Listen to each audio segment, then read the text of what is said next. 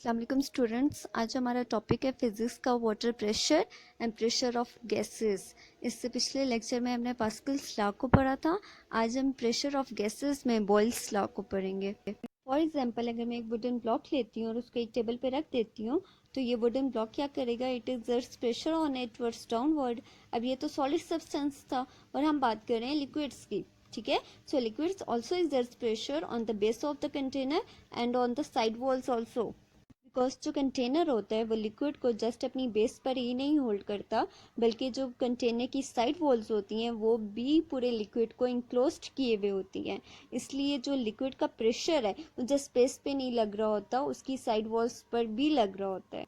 अब अगर हम इस लिक्विड को लेयर्स में डिवाइड कर दें तो वी कैन सी दैट कि आपके पास जो फर्स्ट लेयर होगी उस पर प्रेशर कम होगा और सेकेंड लेयर पे प्रेशर ज़्यादा होगा, because second layer holds the pressure of the first layer. Similarly, third layer holds the pressure of the first two layer, इसलिए थर्ड लेयर पे प्रेशर ज़्यादा होगा as compare to the first two layers. जब हम fifth layer तक पहुंचेंगे तो fifth layer पे सबसे ज़्यादा प्रेशर होगा as compare to the first 5 layers और as compare to the first layer. अब अगर हम एक एक्टिविटी परफॉर्म करें to understand this liquid pressure, तो हमने क्या किया, विद द सेम बॉटल उसकी टॉप मोस्ट लेयर पे, उसकी फर्स्ट लेयर पे एक होल बना दिया। अब जब हमने इस पे होल बनाया उसकी फर्स्ट लेयर पे, तो अब वाटर क्या कर रहा है, वाटर बाइट फ्लो कर रहा है eight an angle.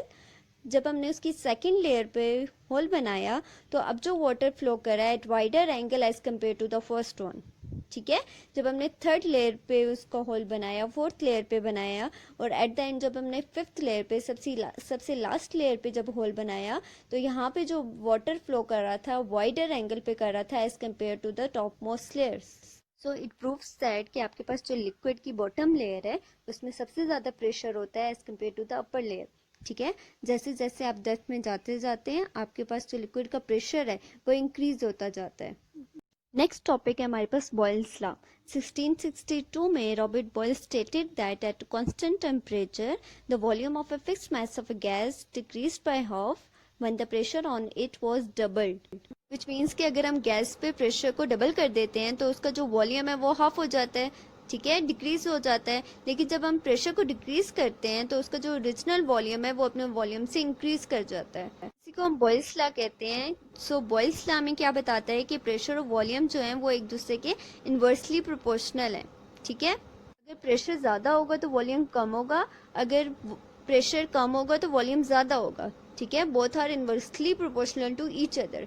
Volume of a given mass of a dry gas is inversely proportional to its pressure, but the condition is at constant temperature. अगर टेम्परेचर कांस्टेंट होगा तब आपके पास वॉल्यूम और pressure जो होते हैं एक दूसरे के इन्वर्सली प्रोपोर्शनल होते हैं। सपोज आपके पास एक गैस है जिसका वॉल्यूम V1 था, जब आपने उस पर प्रेशर अप्लाई किया P1 का तो आपके पास जो वॉल्यूम है वो प्रेशर के इन्वर्सली प्रोपोर्शनल होगा, ठीक है। V1 आपके पास इन्वर्सली प्रोपोर्शनल आता है P1 के, तो आपके पास यहाँ पे जो K है कि आपके पास K कांस्टेंट है, तो आपके पास इक्वेशन क्या बनेगी, P1 V1 equals to K equals to constant, ठीक है। जब आपके पास वॉल्यूम V2 है गैस का, जब आपने उस पर प्रेशर अप्लाई किया P2 का एट द सेम टेम्परेचर, उसी कांस्टेंट टेम्परेचर पे, तो आपके पास जो इक्वेशन बनेगी V2 आपके पास P2 के इन्वर्सली प्रोपोर्शनल आ जाएगा, तो आपके पास इक्वेशन बन जाएगी P2 V2 equals to K equals to constant. P1 V1 आपके पास P2 V2 के इक्वल आएगा, क्योंकि आपके पास जो इन दोनों के जो टेम्परेचर थे वो सेम थे, प्रेशर भी सेम थे, तो आपके पास जो इक्वेशन बनती है P1 V1 equals to P2 V2, जो आपके पास बॉयल्स लॉ है, ठीक है। बॉयल्स लॉ को आप कैसे स्टेट कर सकते हैं, the product of the volume and pressure of a given mass of a dry gas at a constant temperature is constant. So pressure जब इंक्रीज होगा तो वॉल्यूम क्या होगा, डिक्रीज हो जाएगा, जिसकी वजह से जो गैस है वो उसकी डेंसिटी ज़्यादा हो जाती है, वो मोर डेंस हो जाती है। जब आप उसको कांस्टेंट टेम्परेचर पे रखते हैं तो डेंसिटी जो होती है गैस की वो डायरेक्टली प्रोपोर्शनल हो जाती है एक प्रेशर के। जस्ट लाइक जो हाई एल्टीट्यूड वाले एरियाज होते हैं वहाँ पे एटमॉस्फेरिक प्रेशर लो होता है, इसलिए वहाँ पे जो एयर है वो लेस टेंस होती है और जो ऑक्सीजन का वॉल्यूम है वो सांस लेने के लिए बहुत कम होता है, जिसकी वजह से जो माउंटेनियर्स हैं वहाँ पे अपने ऑक्सीजन सिलेंडर्स को साथ लेके जाते हैं। नेक्स्ट टॉपिक है हमारे पास atmospheric pressure. As we all know that we are surrounded by the air from all the direction, this envelop of air is known as atmosphere. अब ये जो एयर है it also exerts pressure on the object. So जमीन पे जितनी भी objects हैं, जितनी भी चीज़ें हैं, उन सब पे ये एयर क्या करती है, प्रेशर एक्सर्ट करती है। फॉर एग्जाम्पल जब आप मूव कर रहे होते हैं, आप चल रहे होते हैं, तो एयर रेजिस्टेंस एग्जिस्ट करता है जो आपकी मोशन को रोकने की कोशिश करता है। अब वो एयर रेजिस्टेंस क्या है आपके पास? एयर का प्रेशर है। ठीक है, जब आप मूव कर रहे होते हैं तो आपकी ऑपोजिट डायरेक्शन में जो एयर का फ्लो है, वो एयर का जो प्रेशर है, वो आपकी मोशन को रेजिस्ट करने की, रोकने की कोशिश करता है।